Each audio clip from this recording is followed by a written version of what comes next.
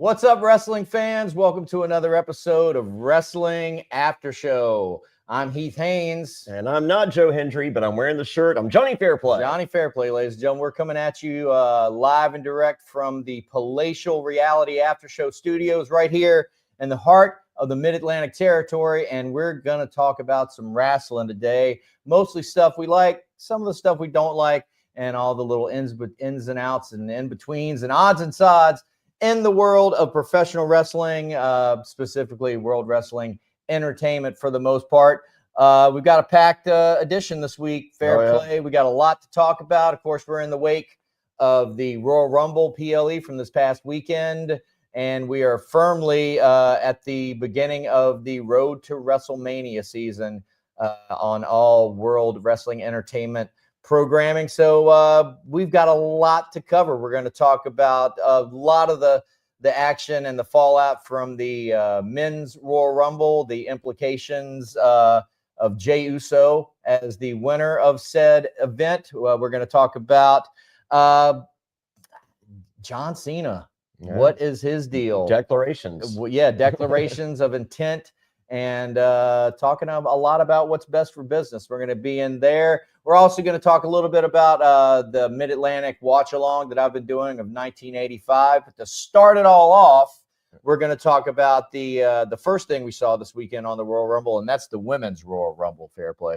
Well, the first thing we saw was the fact that Michael Cole loves meat sticks, according to Wade Barrett and Pat McAfee. I was in transit at that point. I missed that, but you seemed that made a large impression on you. Yeah, well, Slim Jim was apparently a sponsor, and they're just like, Michael Cole, you love a good meat stick. Heard you've been looking for meat sticks all weekend here in Indianapolis. And Michael Cole goes, I love a good meat stick. Yeah, and a good improv. He's a good partner using the yes and technique, Michael Cole. But so the women's Royal Rumble. Of course, Charlotte was the winner, and not a surprise entrant, but because she had declared for it. She was the first to declare. She had declared, but Nia Jax. Okay, so Charlotte Flair was the winner. Not a surprise entrance, but she was one of the notable returns.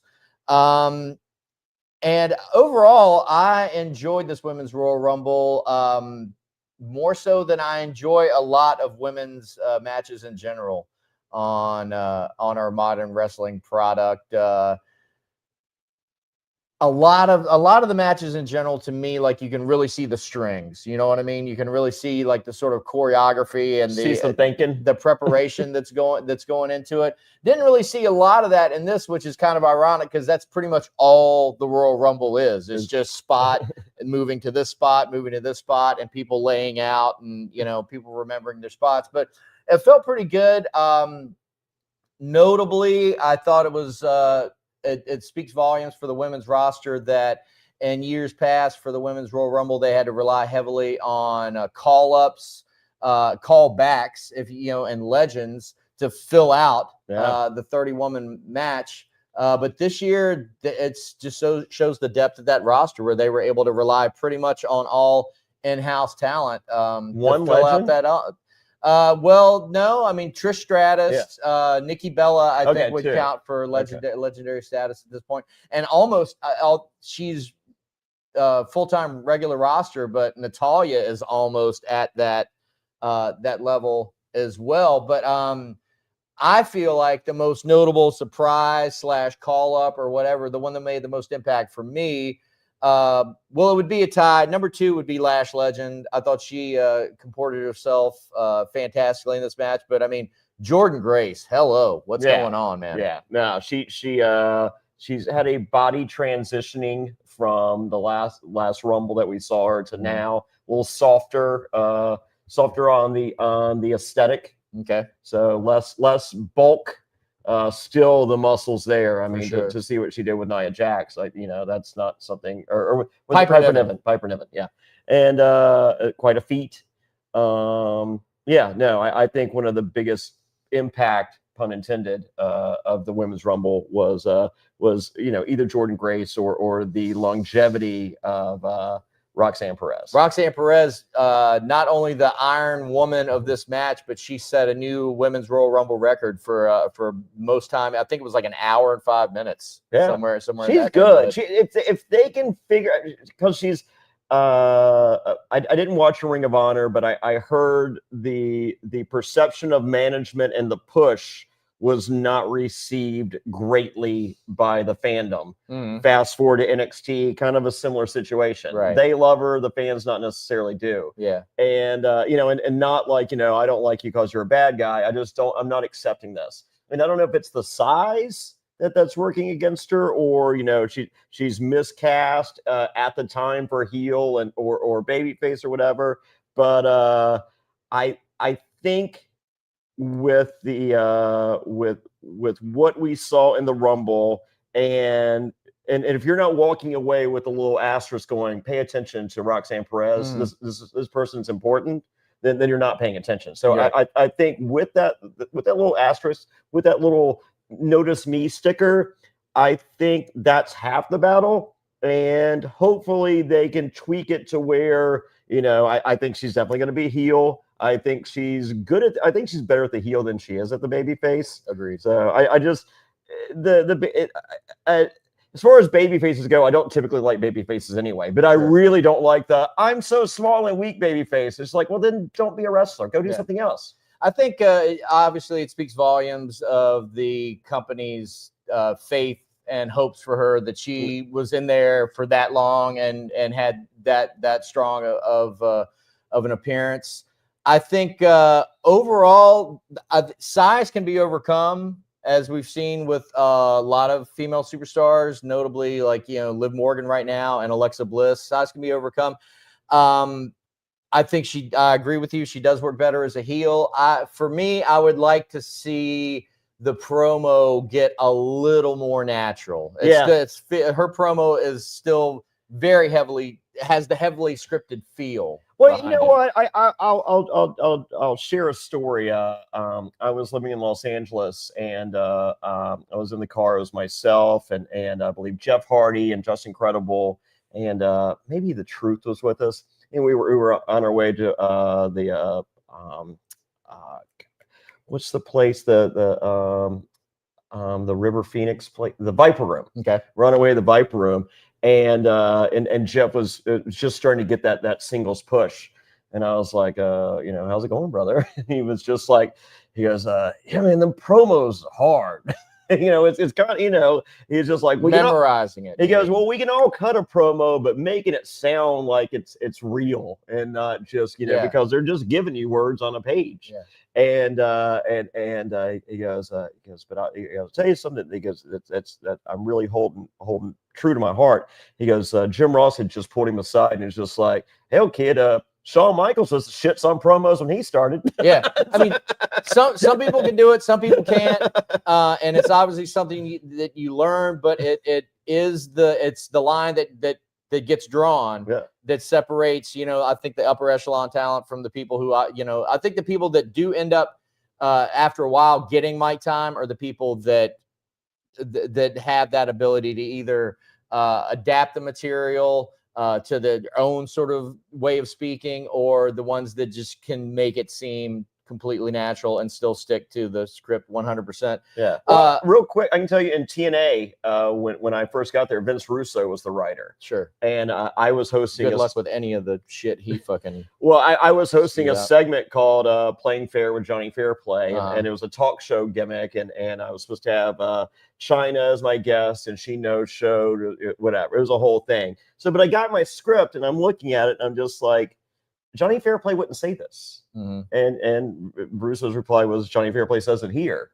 And then I'm looking at it and I'm just like, if you just take a step back, Jonny Fairplay, the Road Dogg, we all had the same verb. It's like a Kevin Smith movie when they all like you got the 12-year-old kid that sounds like a 30-year-old that's hating his.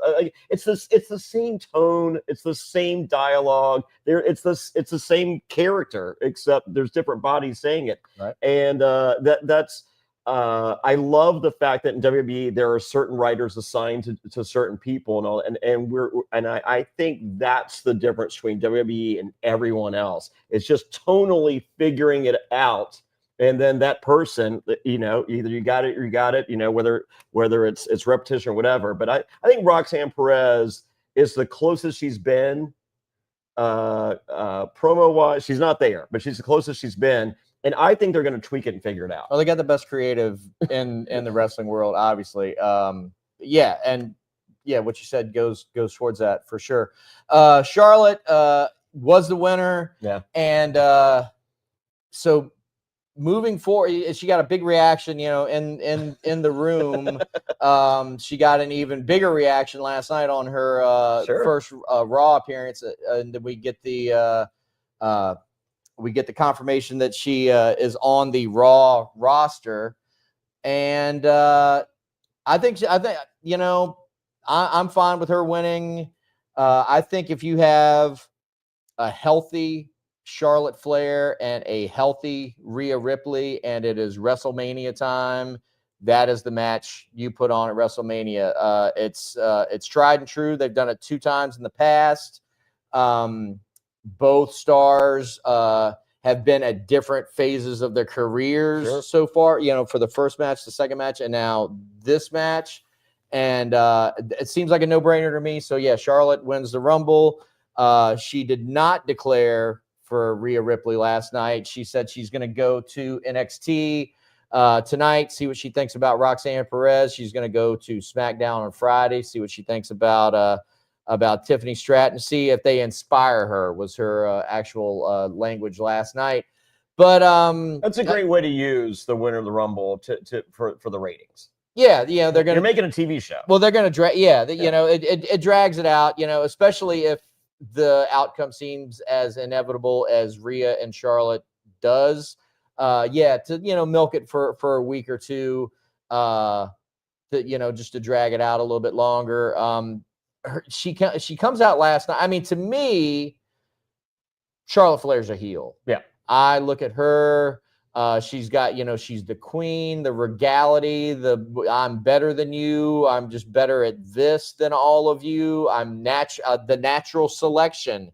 It's just, it's a genetic, there's not even a possibility. There's just a genetic accuracy present in her existence that assures that she is going to be better than everybody.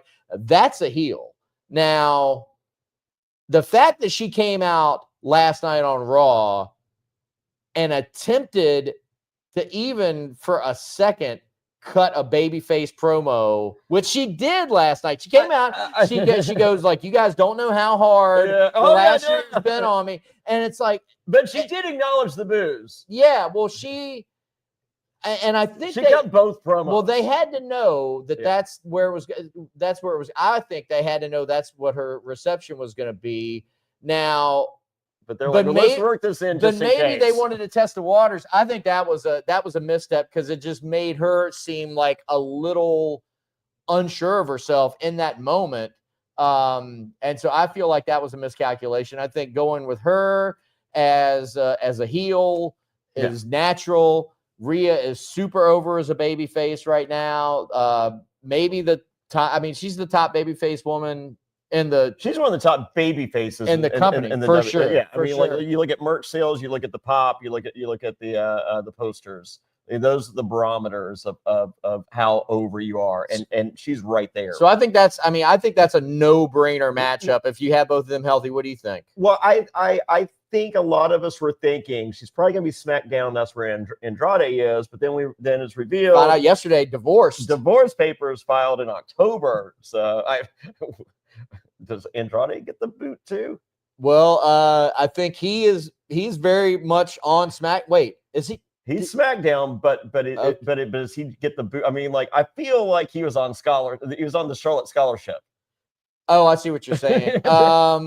I don't know. I mean, I think they're getting a lot out of him in the mid card. Okay, I think the guy is talented, and and I don't think just because with SmackDown with SmackDown at 3 hours, you need something. You need bodies Yeah. that can put on wrestling matches that don't stink out the joint. Yeah, And so, he's one of those guys. He's a good hand, solid hand. Okay, so I think we were leaning towards she'd probably go to SmackDown. If it's her versus Tiffy, they're going to be miscast. Tiffy's a better baby face. Charlotte's a better heel. They would probably have it reversed, and Charlotte wins, and that sucks. Yeah. With Charlotte, so I don't think we're stuck on SmackDown because of the whole divorce thing. So I think we are going to get Charlotte on Monday Night Raw, and even if they're not working house shows anymore, so it's like you go film TV, you're home, who cares?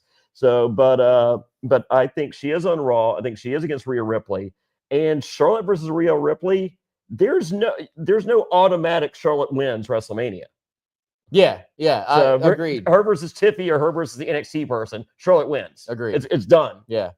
Going back real quick though, because I did want to touch on Jordynne Grace's appearance a little bit more. I followed her for years. I've kind of liked her in all phases of her career. I'm not as big a fan of all the intergender stuff that she's done, just because I'm not a fan of intergender wrestling in general. He was well-known intergender champion. Yes. And she's undergone. You noted a physical transformation. It's been years in the making. Yeah. She's but you got to admire that work that she's put into to her transformation, to her in-ring, and I mean, spot of the night. Kind of for me. I mean, I'm sure I could come up with a few spots of the night. Kevin Owens is going to argue. I could come up with a few spots of the night, but one that personally I really popped for was when that Death Valley driver on Piper Niven right when she came in. That was huge, and that was a statement spot right there. So we're expecting big things out of Jordynne Grace. Just real quick before we move on to the Men's Rumble, do you see her going to NXT or straight to main roster? NXT. Why not? Yeah. So right there's only so many WrestleMania matches available. Okay. There's so many available overall, but especially for women. You're probably going to have at most two each night, if that. Okay. And there's the Rhea Ripleys, the Charlottes, the Tiffys, the Baileys, the Biancas, the Becky Lynches of the world. That there's 6 people, Jade Cargill. So there's 7 people I just mentioned that need a match at WrestleMania. And if there's only 3 or 4 matches available for women, put Jordynne Grace on NXT, stand and deliver the night before WrestleMania. She's one of the semi-main events. I would say Jordynne Grace on NXT with the proviso of somebody from NXT needs to go ahead and get called up, because that women's roster in NXT is super stacked right now. Jordynne Grace, Roxanne Perez. Well, hold on for a second. Somebody needs to get called up out of that NXT women's roster to make room for a Jordynne Grace, because it's pretty crowded as it is. If that's not the situation, then I think she would actually make a bigger impact on the main roster with women. But I want to touch on something real quick. I'm sorry, this is going to be a little bit of a sidebar. We didn't talk about this in our show notes, but I want to talk about notable absences, people we didn't see this weekend. And you just touched on one. Becky Lynch. No, not well. Becky Lynch, I think is one. And let's say I feel like if we were gonna see Becky Lynch in the road to WrestleMania, and she was gonna have any meaningful role at WrestleMania, we would have seen her by now. So I'm not thinking about that. But another one is Jade Cargill, because leading up to this match, you would think if there's any match that would be a proper stage for her and her talents at this point, it would be the Royal Rumble. And the confrontation on whoever attacked her. You come in, you do your 3 or 4 things that you know how to do, which she knows how to do 3 or 4 things. Sure. You make an entrance. She knows how to make an entrance. So you have a couple moments, and then you lay out, and then you either you make some eliminations, you get eliminated, moves the story down the road. The fact that she wasn't in it, coupled with the fact how she got written out of everything before the Survivor Series. And they've made no attempt whatsoever to resolve that storyline or advance it at all. Many times seeming like they just have kind of forgotten about it. I feel like if there's not, if that's a pretty clear signal to me. If it's not buyer's remorse on the from WWE, I think it is like, okay, we're just maybe not. We're just going to let this contract run out and we're going to be done. And maybe like wrestling is not the thing for you because she's not legitimately hurt. Yeah. We heard back and forth either way, and it's kind of settled on. She's not. She was not legitimately hurt. The last I read was she spent most of this time off vacationing and working on other projects. They barely mention her. She's barely been mentioned. And that, I mean, so that was before Survivor Series. So this happened in November, October, November. We're in February. Yeah, I think I don't think we're going to be seeing Jade Cargill in any sort of capacity moving forward. And I think it's a good thing because if she hadn't gotten there by this point, she ain't getting there. Go ahead, your thoughts. I say let's make this declaration after Friday Night SmackDown. So maybe they wanted to get through the Rumble, and if whatever fake injury there is times out to this week, and they're just like, let's not let this get lost in the Rumble of it all. Let's just tell the story on SmackDown. I think let's have this conversation. We can have the conversation now, but I think we can declaratively have this conversation after Friday night. Well, we shall see. We shall see. Well, moving forward to the men's Rumble, ladies and gentlemen. I did a little homework on this guy, and I thought this might be a nice structure for our conversation about the Rumble. I went through and have made a list of all the eliminations and all the eliminators, the eliminatees and the eliminators from the men's Royal Rumble. My perception very much coming into this PLE was, man, I don't know what is going to happen. There's a lot of potential matchups that can happen. My feelings were we're going to see some story points take place during the Rumble, and the picture is going to be a lot clearer moving forward. That is not my feeling at this point. I think we do have some stories, but I'm still pretty confused on my feelings and thoughts about what could be happening moving forward. So I figured we'd just go through some of these, but go ahead. I was hoping, and just much like you were, that we were going to get the assignment of dance partners by way of the Rumble. Yeah. Who eliminates who is kind of foreshadowing who's going to be their dance partner for the next either one-off 2 months killing time before Mania or through Mania. Yeah. And we may or may not be getting that. Yeah. Based on what we just on Monday night. Yeah, my like I said, I was hoping for a little more clarity coming out of the Rumble, and I don't have it. So, but let's just go for it. So first out, Carmelo Hayes, Braun Breaker, eliminated Carmelo Hayes. I don't think I wouldn't mind. I think we were both hoping for a Trick Williams debut at the Rumble. We wanted to hear the crowd we did chant see him. Trick. We were both okay with the reassociation of Carmelo and Trick. It's just like, look, man, I know we had our beef, but let's navigate these waters together. I haven't my swimming through the SmackDown seas have been met with a little turbulence. So Braun Breaker was notable at the beginning because he had the most eliminations for sort of the first act of this Rumble. This Rumble was very much split into the mid-card act of the first 15, and then Roman Reigns comes in at number 16, and then it's okay, now we're on to a new phase. So the monsters of the mid-card phase, the first 15, Santos Escobar eliminated by Breaker. Technically never made it into the match. Akira Tozawa taken out. Next year he's hoping to make it 1 foot closer. Taken out by Carmelo Hayes.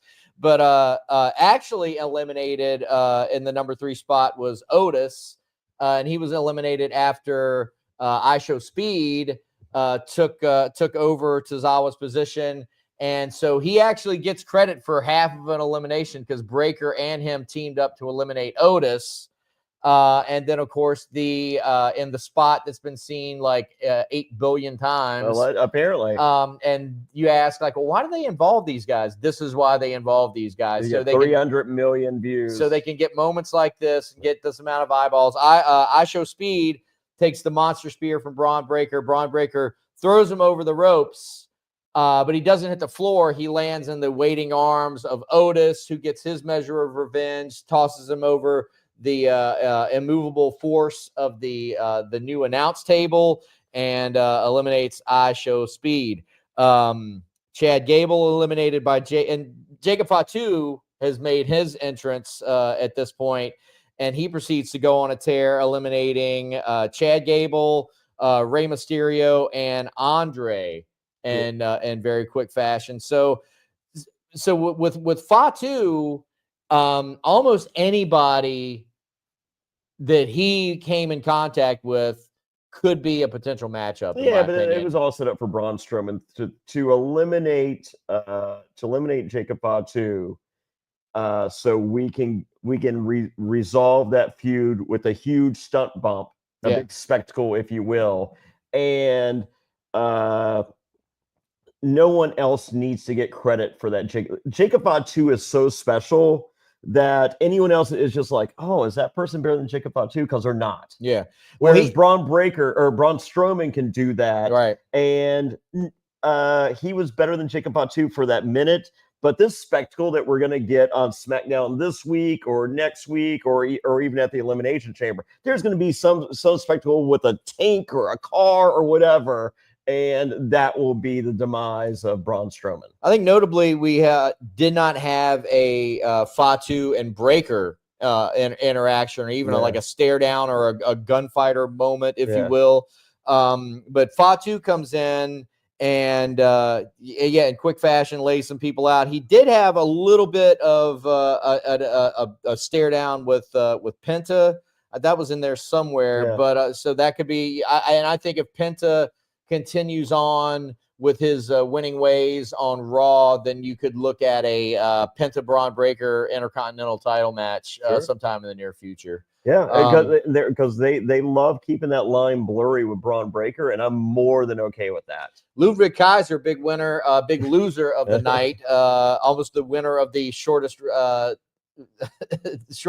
time ever in the Rumble. He got in and out in about 6 seconds, and he was eliminated at the hands of Penta, which is obviously something they're going to do at least in the short term, because they had their match last night. Penta won, but then there's a little bit of an afterbirth, and he got a measure of pride back, what Ludwig Kaiser did by getting back jumping him and doing his finisher. They're going to do that moving down. Yeah, go ahead. This is the 38th incarnation of the Royal Rumble. Okay. As a little kid, I remember, one of the first, second, the early incarnations of the Royal Rumble. And I remember as a little kid, one of my favorite memories was Bushwhacker Luke in and out. Oh, yeah. That's a good kid spot. Okay. So and there were a lot of kids there too. Oh yeah. So I can imagine the Ludwig Kaiser, go and they're like, oh yeah. That's this Rumble. I mean, look at the winner.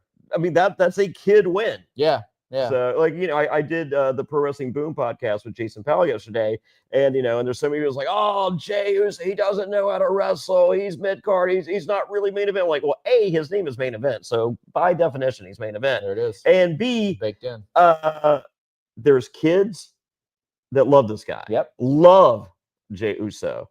And there's adults that smoke weed, lots of weed, that apparently like Jey Uso. Well, guess what? Everything doesn't have to be for me and you. We're going to get all into the Jey Uso at all when we get to the end here. Yeah. But Roman Reigns makes his entrance. And like I said, this was sort of the dividing line between the first half of this Rumble, second half of the Rumble.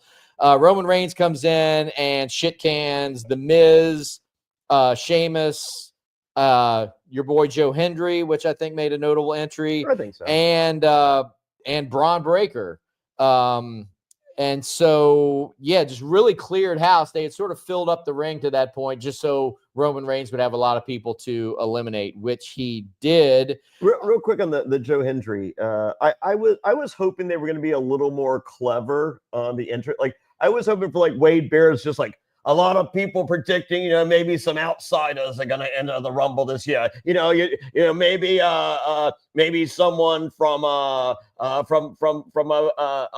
Japan, whatever.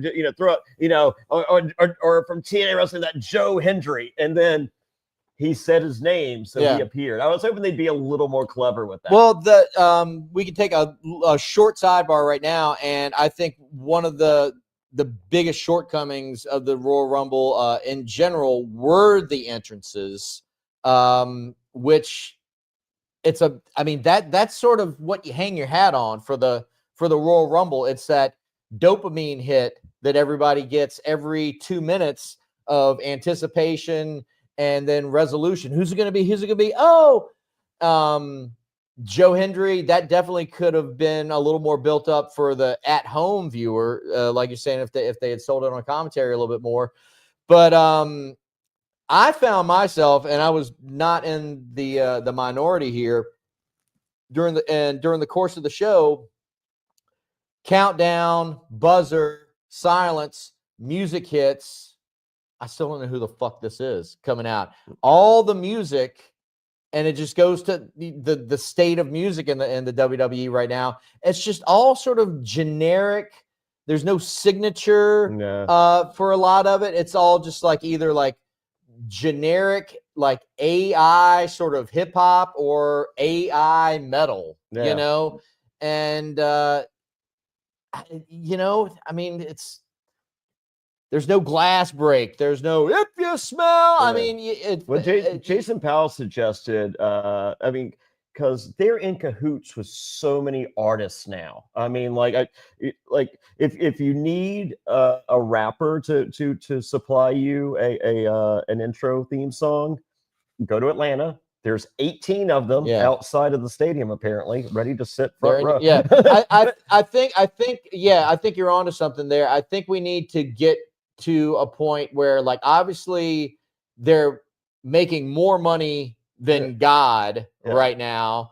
If Tony Khan can fucking shell out for I'm so excited, or whatever the fuck, or the Jungle Boy theme song, so it's like go and they mentioned it last night. They Travis Scott, the theme song for Monday Night Raw, which I don't like, is the most downloaded or streamed song last week, on the charts. So it's like, they already have those relationships. Let's start getting actual artists to do these songs, so they can maybe have an identity, have a presence outside of World Wrestling Entertainment, and stop just like having these like boring generic in-house, just because you own it. That is, it's not working right now, and it's to the detriment of a lot of the. Okay, so case in point, Motor City Machine Guns, I think, are not connecting with the audience right now, and I think their theme song is a big part of it. Well, I think as far as the TKO machine is all about making as much money as possible. Biggest gate ever again, in case you were paying attention. But okay, maybe you don't want to pay royalties. Okay, that's fine. They're in bed with all these musical artists right now. Either A, they can get all this royalty free. I guarantee it. If they made the call, they're like, look, the exposure you get from this song being played here, you give it to us royalty free. We'll do it. I'll go one step further. They can charge the artists for having them use it as their entrance song. At this point, the only artists that I think for copyright clearance purposes that would be prohibitive expense-wise would be like, if you wanted the theme song for Monday Night Raw to be, Revolution by the Beatles, or Street Fighting Man by Rolling Stones, like those songs are expensive, and obviously we know the Final Countdown by Europe is super expensive, but like they got the money, so either do the licensing or commission original creations from actual artists that they can cross promote on their platforms as well. Yeah. I mean, there are solutions to that problem. And they need those solutions. And as I said, I don't think it would. I think WB could legitimately charge these record labels. It's just like, like they go through and someone's like, I like ABBA Dancing Queen. All right, we'll contact ABBA. Hey ABBA, would you like Dancing Queen on Monday Night Raw every Monday night? Okay, for $40,000 a year, or we'll allow you to be. And I think they would say yes, because think about how much they're going to make off of Spotify or whoever. Well, Spotify doesn't pay artists anything. Okay. So even Taylor Swift is not making any real money off Spotify. But anyway, you know what I'm saying. That's the. It needs to be fixed. Somebody needs to do like something. When Finn Balor came out, you're just like, what is this? Yeah, and I'm just like, oh, they switched from the generic metal song to the generic hip hop. And then song. Also doesn't do them any favors that they're changing people's theme music week to week. Yeah. Braun Breaker. Yeah. So speaking of Breaker, he gets eliminated by Roman Reigns. Jimmy Uso gets eliminated by Jacob Fatu. Penta was he was the Iron Man of this match. Well, no, he was. Well, kind of, sort of. Well, he was the Iron Man. His feet did touch the. But he was the longest. It was around like 42 minutes. He was in there longest than anybody. Penta eliminated by Balor. Nakamura eliminated by Jey Uso. Jacob Fatu eliminated by Braun Strowman. And then Strowman very quickly eliminated by John Cena. Now, and I think they are going to do some more with this the Fatu Strowman thing. I think this whole thing was created to do a big spectacle bump. They love those spectacle bumps. Yeah, like with something involving a car, or as I said, it maybe even be a tank. There's an ambulance.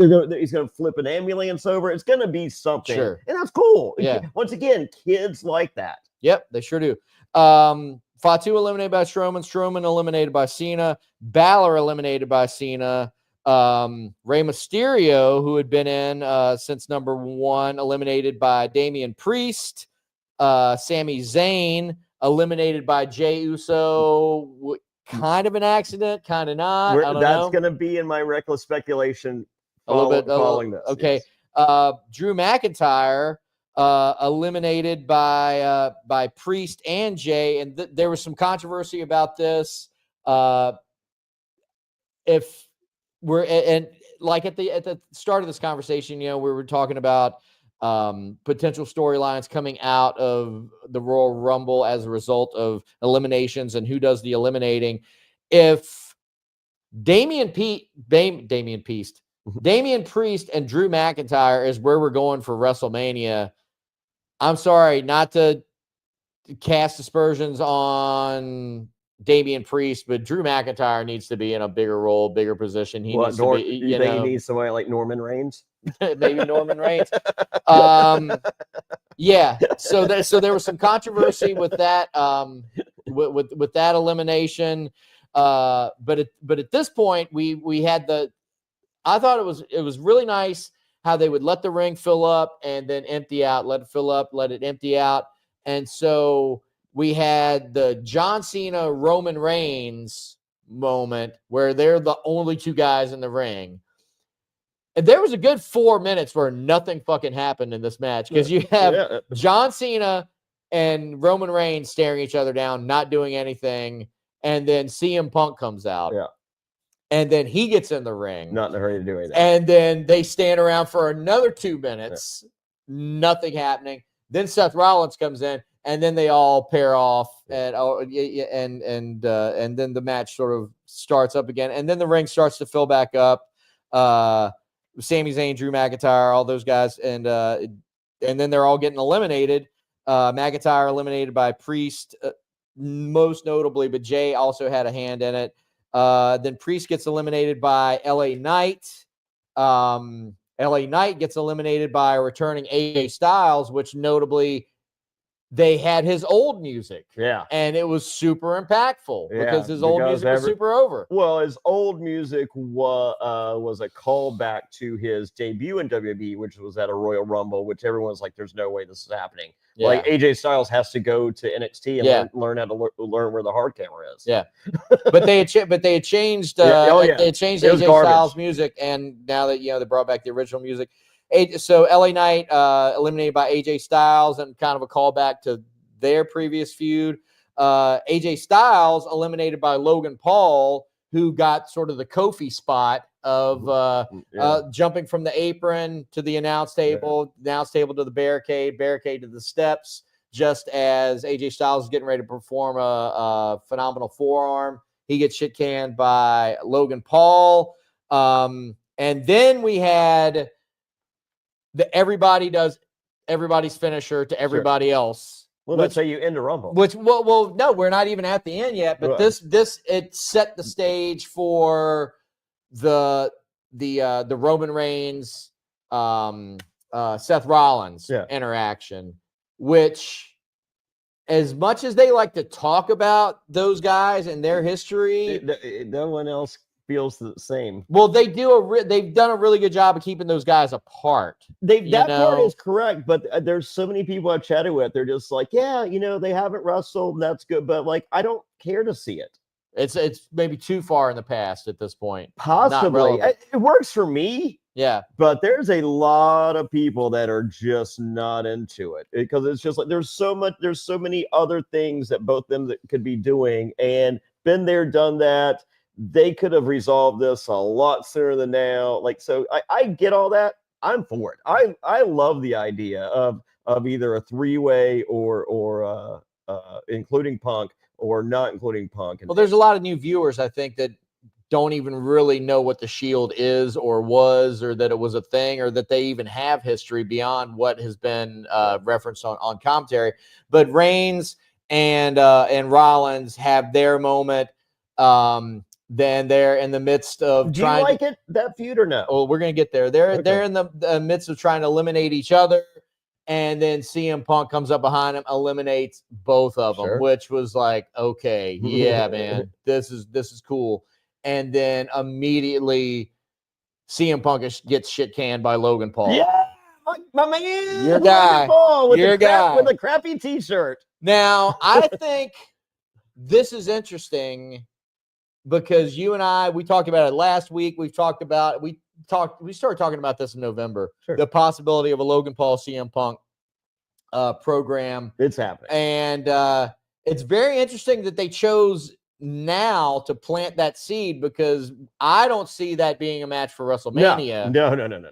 But it is something that that at the point where they do want to heat that up, that can be, the feather in Logan Paul's cap. He's like, hey, remember me? Yeah. I eliminated you from the Royal Rumble. Well, and he so that happened there. I think that was purposely done. I think that's going to be a callback. We're going to have Rey Mysterio versus Logan Paul as a qualifier for Elimination Chamber. I think Logan Paul wins. I think CM Punk wins. Well, CM Punk's obviously, and he beat Sami Zayn. Yeah. I think they're going to tussle it up again. Once again, no resolution there, it's just a beat. But I say, come SummerSlam, these little reminders are gonna be call outs by Logan Paul. Go, hey, CM Punk, remember when I threw you out? Yeah. Remember when I was this close to costing you the Elimination Chamber? Now that you have the championship or whatever's going on, I'm still here. Yeah. And as far as I'm concerned, we have unfinished business. And if you don't think we do, just keep your eyes peeled for the next few weeks, because I will make my presence felt. That's a good call. So, and another notable thing for this Royal Rumble, there was never a Final Four, because it went from 6 to 3 very quickly. And our attention goes from the action in the ring to the action outside of the ring, where we have CM Punk, Roman Reigns, and Seth Rollins all shit canned out of the ring. And so they start interacting. Seth Rollins delivers a double foot stomp on the floor.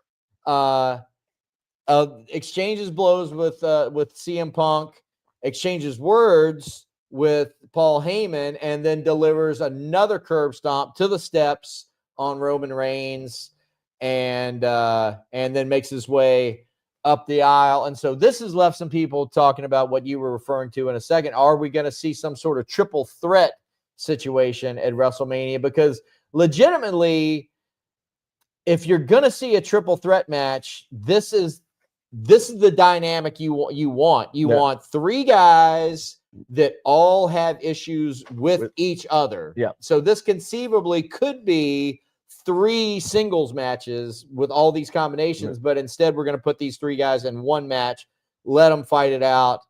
On paper, like I said, that's a triple threat you would want to see. Personally, I do not want to see that match at WrestleMania because I don't think there's without a belt involved. I don't want to see those guys. Well, I think the issue is without a belt.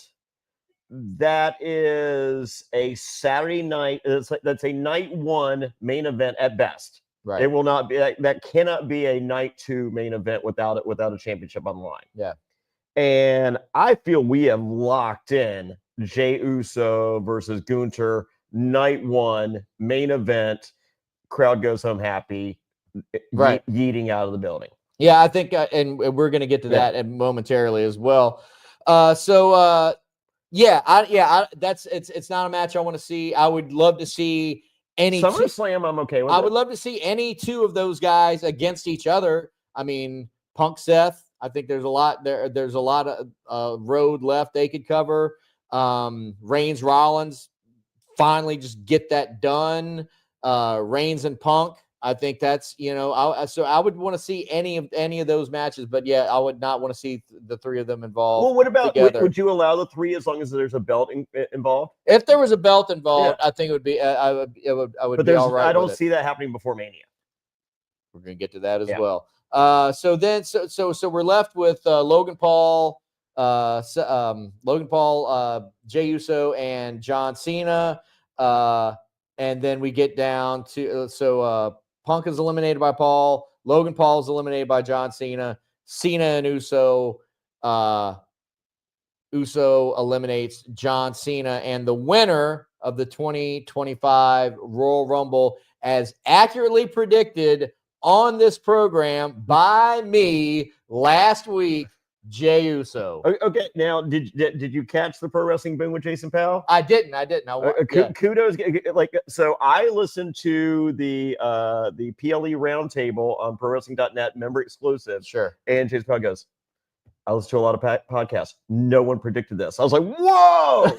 I did the boom, called it out. So acknowledged on the boom last night on the Raw on the members exclusive Raw recap. Yeah, he was just like, hey. This is Jey Uso comes out. No one predicted this other than Johnny's guy, Heath Haynes. Shout out. And he goes, and there may have been someone else that mentioned this. Either A, I don't listen to your podcast, or B, you didn't say it. Well, credit to go the guy that put the idea in my head. Credit goes to Sam Roberts. Last Monday, I was listening to the to his podcast.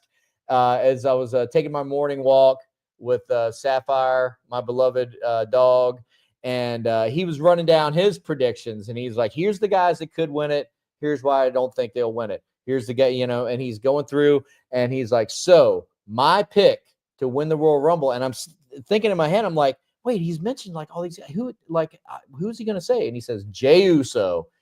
And I'm listening to this on my headphones on the walk, and out loud, I was like, motherfucker, because I don't want to see Jey Uso win the fucking Royal Rumble. But then I thought about it for 5 seconds. I was like, oh, he's totally right. Yeah. He is totally going to win. And he told us last week with a 12-minute entrance song, 90 or 45-second promo because he ain't got a lot to say. And he's like, I'm winning the Rumble. So it was not an original thought with me, but I jumped on the logic train because it made a lot of sense to me with Jey Uso. And then the only other sort of guy in the internet wrestling sphere that made that call was Alfred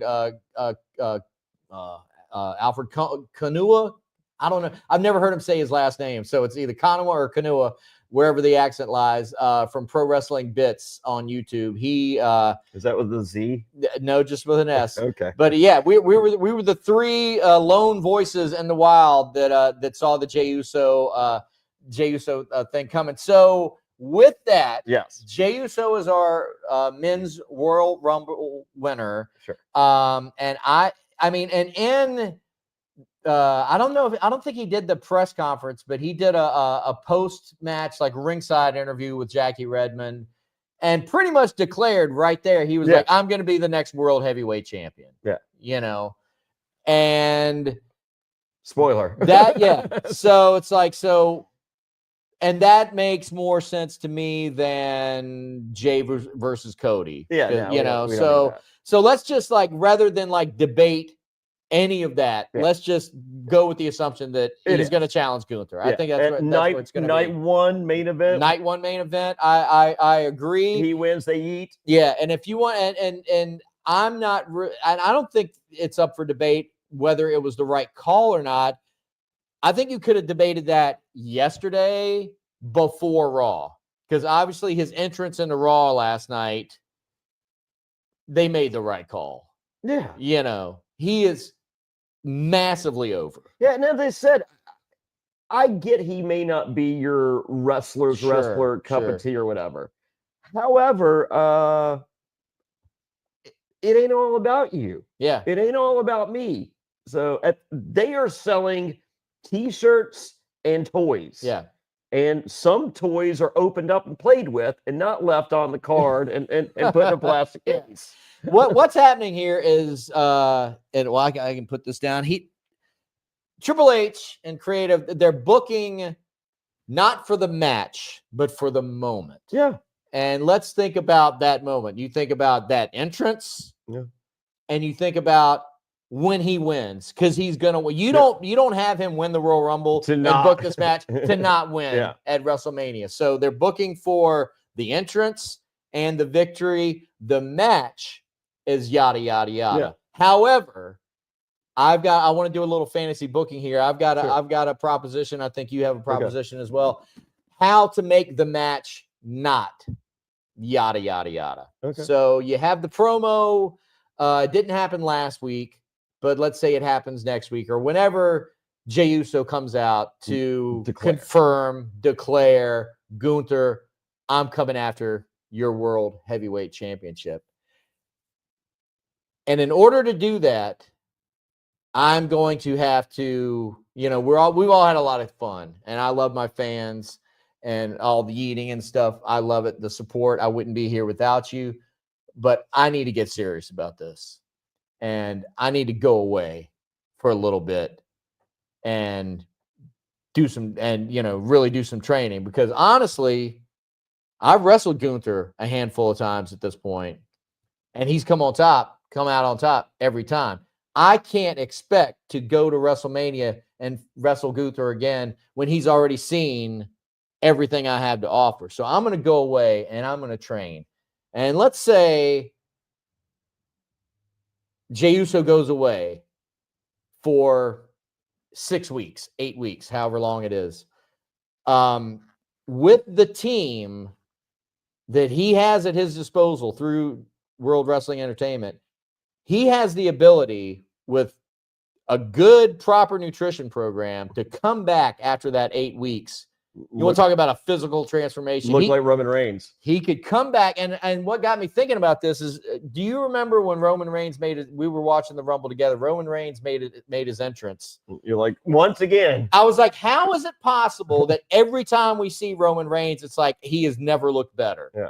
Every time. And it's because you don't see him for a while, but then because you're not seeing him, because he's not on TV every week, you forget how he looks, but also he has that time to really not be on the road, get that nutrition dialed in. No. Because that's what it takes. When you talk about getting the nutrition dialed in, it's kind of eating the same shit every day and just giving your body exactly what it needs in the proper ratios to maintain muscle and lose body fat. Jey Uso goes away, comes back fully transformed physically, And it's the old thing that Jim Ross always says, like, go away, learn a new hold. He comes back, and now he has mastered the fucking sharpshooter or the sleeper hold or whatever. Just some move that has not been in his arsenal before, that now this is going to be the secret weapon that's Is anyone using the sharpshooter? No. I mean, I feel like Finn Balor does a Boston Crab, right? Well, maybe, but maybe a cloverleaf. In the 2K video games, I feel like Jay and Jimmy both have this like submission move. The Tequila Sunrise, is that a move that you remember? That's like, at least in the video game, it's fucking devastating. I've never seen either one of them do it. But it's like, bring that. Yeah, maybe it's bringing something back into the arsenal. And then you go to WrestleMania. He defeats Gunther. I don't need a diving headbutt off the top. Yeah, that would not be the move. No. But that way, like, it gives Gunther an out, because it's like he wasn't prepared for the move. I wasn't prepared for this fucking move or this new version of Jey Uso. And you can still do all the yeet, and you can still beats the old Jey Uso, no problem. Yeah, this is new Jey Uso. Yeah, this new and so that gives just an element of believability and realism. It shows us a different side of Jey Uso and how serious he takes this campaign. Plausible deniability by Gunther. Yeah, plausible deniability for Gunther. And it gives us, they did it last year with the Sami Zayn training vignette, when Gable was coaching him. I thought that was great. Yeah, that never gets old. Run that back, but with the Jey Uso flavor. That's to the islands. Yeah, exactly. He goes to Samoa. Drone shots, location shots. Like, he goes and he's like getting it. He's doing the thing that they do. Bring, and that, which used to be an element of their presentation. Like, incorporate that a little bit into the yeet. That warrior spirit. Yeah. And so that's that's how it would work for me. But that's also working with, like, I kind of think the foregone conclusion is that it's going to be Gunther and he's going to win, and so booking backwards from that, how is that going to make sense? That's kind of what I came up with. What are you thinking about for the Jey and Gunther situation? Okay. One more thing that was a component of Jey Uso winning the Royal Rumble is moving forward. All bets are off. Okay. As far as the winner. Like, we've kind of conditioned ourselves. Oh, I see what you're saying. We're like, it's between three people. I mean, right. This is the most open it's ever been, but in reality, it was really between three people. Yeah. So not anymore. And he is not one of those people. Yeah. Not anymore. Yeah. That's wonderful currency or equity to move into Royal Rumble 26, 27, 28. I wish I would have put some money on it. I'm not a betting man. So that right there is incredible. Yeah. All right. I think the 6-week, 8-week thing is a little too much because you're trying to sell T-shirts. You're trying to, so I like Jay declaring next week. Mm-hmm. And then and I love a little momentum, and I love maybe a hiccup, and then maybe a 3 to 4 week on location hiatus with the drones and all that. Mm-hmm. I like a week where's Jay? Mm-hmm. Nothing. Yeah. Where is he? And then the second week, I've heard some stuff I'm not at liberty to say. And then we get the rumored innuendo, and then we get the video package. Yeah. So I think 4 weeks is max on him not being there. So, or 3 even, but it's fine. I love the idea. Yeah. Thank you. So definitely night 1 main event. Yeet finish. The stadium leaves chanting Yeet. It's a win. Post Jay win. Okay. I see where. Here's where the reckless speculation works in. All right. Money in the Bank. Sami Zayn. Okay. No contest. Yeah. He's taking old Yeet's championship. Okay. Guaranteed. Okay. Lock it in right now. Because I was thinking, as far as like what a Jey Uso championship reign would look like, I was like, he can lose it on Raw after WrestleMania. It's like post Money in the Bank, but it's Sami Zayn fucking over Yeet. I was thinking Jey Uso is like going to be like sort of the modern day Tommy Rich in 1981. No, I mean, because Karrion Kross said, like, how long is Sami Zayn gonna sit there and watch other people achieve their dreams? Yeah. So No, and we're gonna see Sami Zayn see Jey Uso achieve his dream. I'll buy that. I love it. I mean, it's so crazy because Sami Zayn might be the greatest babyface of all time. But at the same time, he's such a piece of, because he is so lovable. It makes him an incredible piece of shit when he's not lovable. Yes, he's crazy because right now he is fully entrenched, and it's probably because he's been doing it for a while. He's been in this sort of like everyman fright from underneath babyface role that he's so good at. We've forgotten that he's an incredible heel as well. So yes, the Sami Zayn of it all, the Kevin Owens of it all. I mean, we didn't even touch on the ladder match from Royal Rumble, but I kind of think we need to move along because the ladder match was great, and Kevin Owens is the greatest wrestler in the world. Can we stop there? It was pretty sweet. It was pretty sweet. I want to talk about a little bit John Cena. Yeah. Apart from his apparent complete and total aversion to working out. No, tanning. Tanning. What is that? I mean, spray paint on the top. We already got Sheamus. We already have our translucent white guy. We don't need John Cena. There's enough attention focused on John Cena in the year of 2025. We don't need him trying to steal Sheamus's gimmick for being palest man alive as well. He's close. But he loses.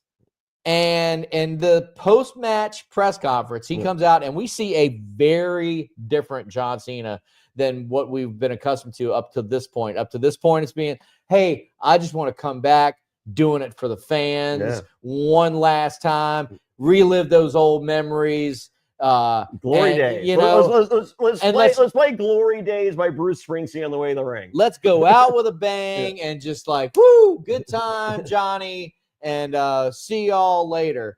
We don't get that in this post-match press conference. We get a very reserved, determined John Cena and a performance that, like, I feel like is as close to a heel turn as we will ever get from John Cena. He comes out and he's like, you know what?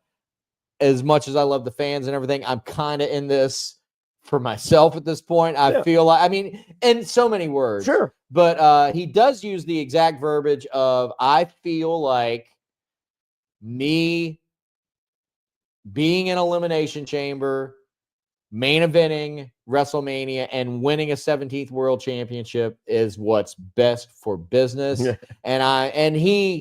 And this kind of went over my head at the time, but then it became clear last night on Raw is he cashed in his entire career. He was like, based on my record, my career, my time in service in this company, my resume, I am declaring that I am going to be in Elimination Chamber. No qualifying match for me. Because my 1 year retirement tour, in which you'll see me in each and every city except you're not. Yeah. So he's like, I'm in Elimination Chamber. Deal with it. The one city this month is Toronto. I'm in Elimination Chamber. Deal with it. Everybody else can qualify, which we didn't know that was going to be a thing, but you know that's essentially what he's saying. Yeah. And so now we see like I said, a different side of John Cena, and he at this point has done the thing that baby faces should not do, which kind of, I think Scott Hall maybe Scott Hall said you should never, a babyface shouldn't say he's going to kill somebody. Yeah, because you're not going to kill somebody. Yeah. But along those lines, babyfaces shouldn't make guarantees. Yeah. You know, and he basically is guaranteeing that he is going to win Elimination Chamber, go ahead and main event WrestleMania. So he's made all these guarantees. So now this brings us back to is the conversation of, are we going to see Cena Cody? No.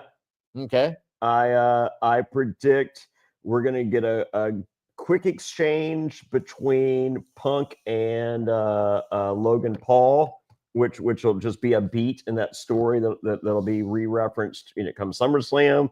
But I think Logan Paul eliminates John Cena from the Chamber. We get Logan Paul versus John Cena, WrestleMania. John Cena beats Logan Paul. Everyone's happy, and Logan Paul can reinvigorate himself to build himself up for a feud with Punk in August. I'll take that, because now moving forward to I want to talk about Elimination Chamber a little bit. Coming out of the Rumble, I was thinking, okay, so with Jay winning, now Elimination Chamber is going to be fucking lit. And I was thinking potentially, okay, this is going to be your Elimination Chamber. John Cena, Roman Reigns, CM Punk, Seth Rollins, Logan Paul, Drew McIntyre. Yeah. That's good. Fantastic. My buddy Greg, who was actually at Royal Rumble and said it was incredible, his favorite wrestling thing he's ever been to, and he was at WrestleMania last year, and he said this. I've been to 5 Manias. I went to Rumble last year. Rumble's one of my favorite things I've ever done. He kicked in. He was like, "What if Cody actually defends in Elimination Chamber?" And I was like, "That's wild. I hadn't thought about that. I kind of love that." But as of Raw last night, they're using that Seth Rollins attack on Roman Reigns as an excuse to write him off. They're saying Roman Reigns out indefinitely. Yeah. Which I think is so fucking lame.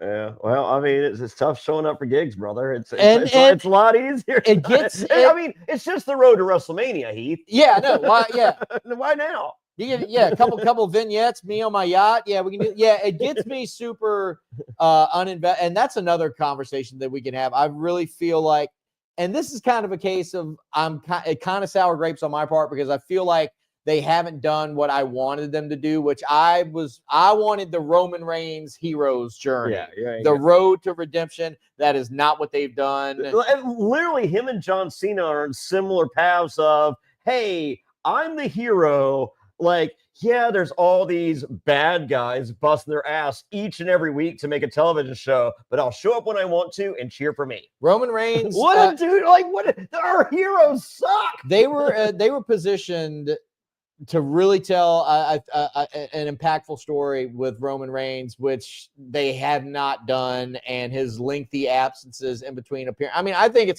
it's appalling to me that we have not. We saw one vignette from him post tribal combat, and all he was doing was declaring for the Rumble. He did, like, none of the bloodline shit has been addressed. It's like, what the fuck, man? And so now he's gone again. So that kind of sucks. So let's say he's not going to be in Elimination Chamber. Did he get a DUI that we don't know about? And he can't go to Toronto. That's what the fuck? If they can get Jey Uso in, they can get Roman Reigns in. So that I wanted to ask you that. So, and this is not great, but because of the interchangeability of the twins, but I always thought it was Jimmy that got all the DUIs. Was it Jimmy or Jay who got all the DUIs? I can't remember. I felt like isn't Jay with Naomi? No, Jimmy's with Naomi. Okay, then I think Jimmy got the DUIs. That's what I always thought, because I felt like it's like, Naomi, tell your man to stop. Yeah. Like you can't take the wheel one night. Yeah, when you sit over there with some Cavassier going, oh honey, you got it. Well, hats off to him for cleaning up his act and not getting any DUIs in the past couple of years. So well, you're right there. So not having Roman Reigns around, I think, is really hurting his character. And we still have. If CM Punk is obviously, he's going to be in Elimination Chamber because he beat. I think he went. As I said, I of looking at the available people, maybe Roman Reigns shows up and just drags Seth Rollins by his hair out of the fucking chamber. Is like, fuck you. Who knows? I don't know. So, but I think CM Punk wins the Elimination Chamber, and we have Punk versus Cody. I have to say, I'm going to use the same reasoning I had for CM Punk not winning the Royal Rumble as for him not winning Elimination Chamber, because if he cashes in, it leaves the favor, it renders the favor sort of pointless, or like, because his favor. Maybe the favor is tell Roman don't enter. Well, Roman's not going to fucking enter because he's so injured, at this point. But maybe that's not true. Yeah, it's I as much as I would like to see CM Punk win Elimination Chamber, I don't think he's gonna, because who's gonna win Elimination Chamber? Let's say not Cena. I like your idea of Logan. Man, I mean, goddamn, give Drew McIntyre something, So Drew versus Cody, but I don't want to see Drew versus Cody. I think we get Seth versus Roman Reigns at Mania. And odd man out, CM Punk and Cody Rhodes. I would rather see Drew versus Roman Reigns at WrestleMania. But here's the point, and I was talking to Greg about this stuff yesterday. I get to a point, and I'm at a point right now where the wheels start to turn out of fucking control, because there's so many pieces, so many moving parts, so many seeds that have been left, so many breadcrumbs, so many matchups that potentially make sense, so many players that need prominent roles, that like I start to fucking, like, smoke starts coming out of my ears, and it's like I can't do this. So, and we're almost at that moment. But go ahead. Could you live with a fatal four-way? A fatal four-way at Mania that's, say, like Cody, Drew, Seth, Punk, or Cody, Punk, Roman, Seth for the belt. And that leaves Drew, Damian Priest. Sorry, not everyone gets to win. Yeah. I mean, because was it WrestleMania 2000? At this point, it's looking like some sort of multi-man situation. But as great as the vehicle that is the Royal Rumble that we saw used to its greatest power ever in a Jey Uso win, telling you that anyone can win, and this is so important, and it opens the doors for everything. If the winner of the Elimination Chamber is whoever, and then we have a fatal four-way at WrestleMania, that diminishes everything that is the Elimination Chamber. Yeah, for sure. So you just proposed it and then shit canned it in about 30 seconds. But it's looking like the likelihood of some sort of multi-man situation around the Cody Rhodes title is the likelihood. I don't know. At this point, I just want answers. It makes me long. Yeah. Go ahead. I don't think I like the Elimination Chamber moving forward. I love the idea of the Royal Rumble can pick the men's and women's person for either belt, either show, whatever. I think that's great. But the Elimination Chamber pigeonholing the other thing, because I feel like there's that complete. I don't love a four-way, but at any time in the history of professional wrestling, a four-way at WrestleMania makes more sense right now than it ever has. I agree. I like the Elimination Chamber match, but I do agree that and specifically this year, keeping that Cody match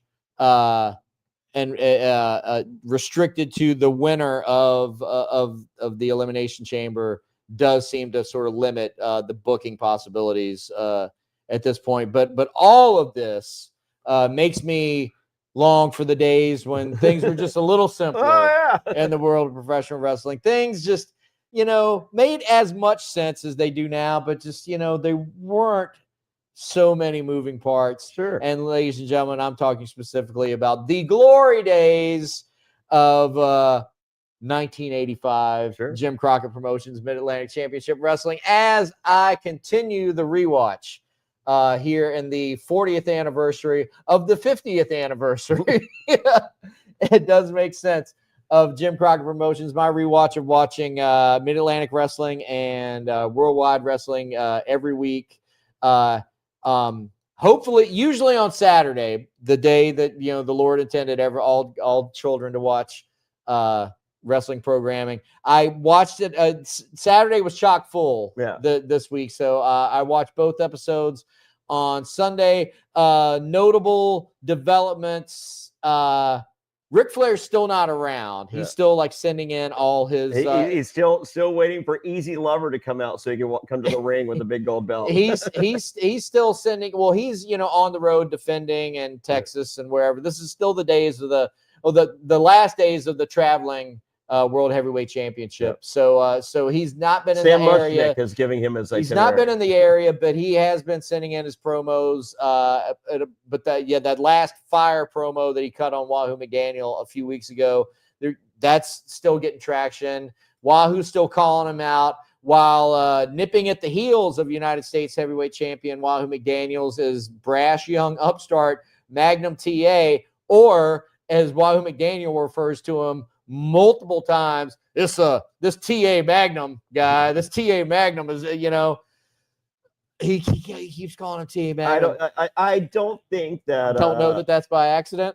No. I think it's by accident. I don't think that Wahoo McDaniel had his thumb on the pulse of pop culture at that time and did not understand. Literally had no idea the concept thereof Magnum PI. Yeah, Tully Blanchard, in light of acquiring the Perfect 10 baby doll, made a couple of defenses of his world television or just the television championship this week on TV, and it's just so much fun seeing Tully Blanchard work, and he is head and shoulders the best promo, right behind Dusty, and they are building up a program.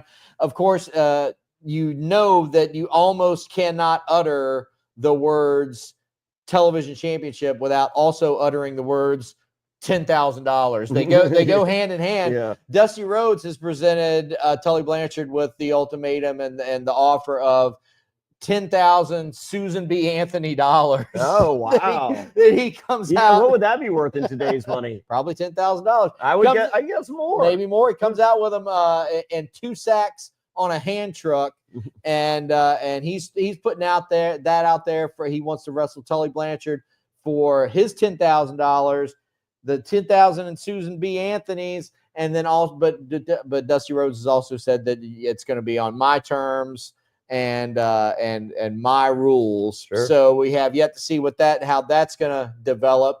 Don Kernodle is still on his campaign to regain his American flag from the evil Russians, Nikita and Ivan Koloff. They keep mentioning Crusher Khrushchev, but he's not there. But he's coming. Okay. And they are the World 6-Man Tag Team Champions. Training in Minnesota, Moscow. Yeah, indeed.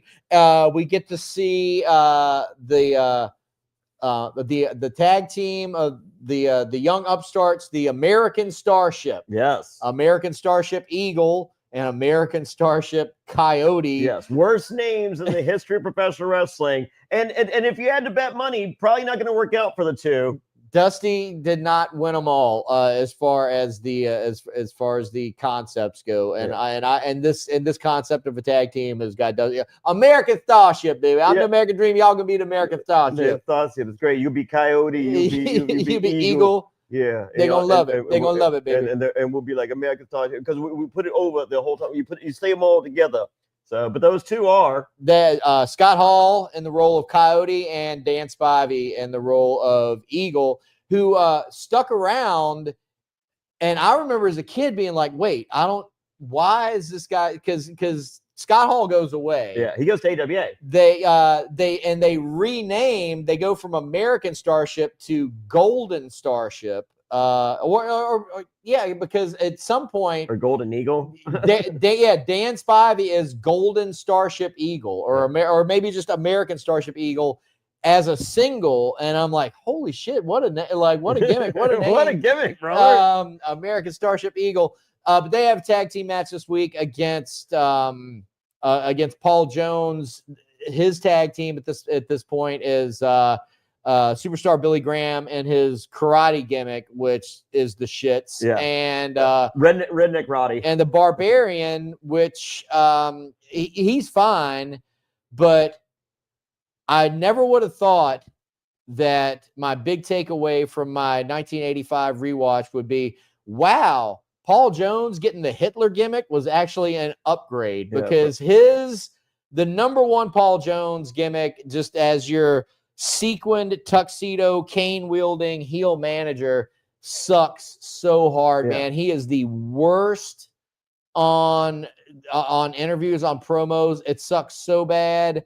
And Jimmy Valiant is getting ready to come back, because he lost at Starrcade 84, but now he has served his loser leave town suspension, and he's getting ready to come back. And by God, I cannot wait for the injection, because for me that's the only way that Paul Jones works, is if there's a Jimmy Valiant to bounce off of, and the Paul Jones army, and if there's not a Jimmy Valiant to bounce off of, Paul Jones is horrendous. But you mentioned that you have a Paul Jones story. Well, here's the gimmick with Paul. So back in the day, he was never a good worker. He was never a good promo, but he was babyface. Yeah. And he was a ladies' man. Like, oh, wow. And rumor and innuendo, he dated Jane Mansfield. Okay. And he was one romantic relation away from being the Law and Order SVU dad. The merit. What? Yeah. I can't think of her name, but yeah, she was. I mean, he was the guy when I went to the Legends Fest in 2016 at the banquet. Everybody everybody was seated at little tables of like 4, 5, 6 people, and every table got a legend. Paul Jones was the legend at my table, and he was fine. And he told a super cool story about the time that he threw the fucking Florida Heavyweight Championship in the river, and I was like, oh man, that was hilarious. But like seeing him on TV in 1985, he's a very poor man's Bobby Heenan. It's real bad. It's real bad. And then the other notable thing is, the kind of the thing that got me on this whole journey in the first place was Terry Funk being in the area. Yeah. And we got to see last week where him and the Long Riders beat the shit out of Dick Slater. This week we saw the aftermath from that. Dick Slater cutting some pretty mean, fired up babyface promos on the Long Riders and Terry Funk. So we're going to see how that develops in the future. But again, it's the model of these shows is so different from what we're used to now, where we go on these 4 or 5 week cycles where everything's building towards a PLE. No, you just kind of see these angles every week, and they're all building towards the house shows, which are running concurrently. Yeah. So you're going to see, an angle with Terry Funk and Dick Slater. That's not going to lead to a thing, in 4 weeks. That's going to lead to 8 things next week, but they're going to be in different towns, and you're not necessarily going to see that resolution on TV. We didn't get a lot of payoffs back in the day. No. And if you did, it was usually like in the form of, this is what happened to Greensboro last week, and we're going to show it to you in a very, very sliced up, segment that they would do. But I'm still enjoying it. If you want to join along, it's Mid-Atlantic Wrestling on Peacock, and then Worldwide Wrestling 1985. I've got a playlist that you can find in the comments section. Follow along with those. The Mid-Atlantic on Peacock is great because the video quality and audio is immaculate. However, they don't use copyright music, and you don't get the localized promos. Whereas if you watch Worldwide on YouTube, you get the real music, you get the localized promos, but the video and audio is a little sus at times. Yeah. So there's that. But with that, ladies and gentlemen, we're coming to the end of another action-packed episode of Wrestling After Show. Before we go, we want to invite everybody to, if you're watching on YouTube, like this video, leave a comment underneath. Let us know what you thought about the Royal Rumble and any potential fantasy booking ideas you have moving forward to Elimination Chamber. If they're good, we'll read them out. WrestleMania and beyond. Yes, we will. We're always looking to foster that interaction because helps the algorithm. If you're listening to us on any of the numerous podcast platforms where you can find Wrestling After Show, leave a review, and share that podcast with your buddies if you want to. Some if you want to engage with some wrestling content that's a little off the beaten path for us, we like to and there we go. That's our thing. Yeah. Quiet time with God. We're all done here on Wrestling After Show. That means we've gone for about an hour and a half. Yeah. So we're done. But before we leave, Fairplay, you want to tell them about some things? Yeah, JonnyFairplay.com, links to everything. No H in Johnny, JONNY, FAIRPLAY.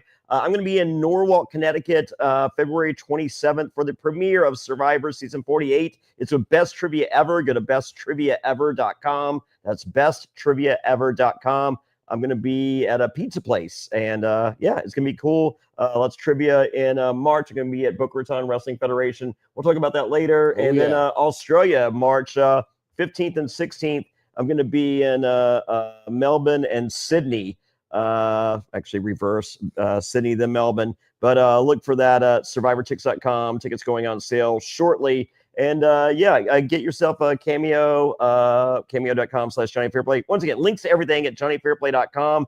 And there's also my eBay auctions. I have tons of autograph picks, over 700 vinyl records, and some wrestling stuff. If you're interested in any of that and you order, with every picture or with every purchase, you get an autographed Jonny Fairplay picture. But just if you buy something, just leave a little comment in your purchase. I will include some Wrestling After Show sticker as a part of that as well. Just shoot me a message in the comment.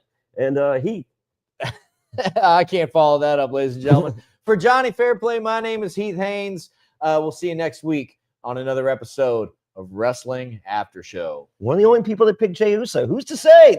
Here's our source. Here's the place to come. Right here. We got it. Stay tuned.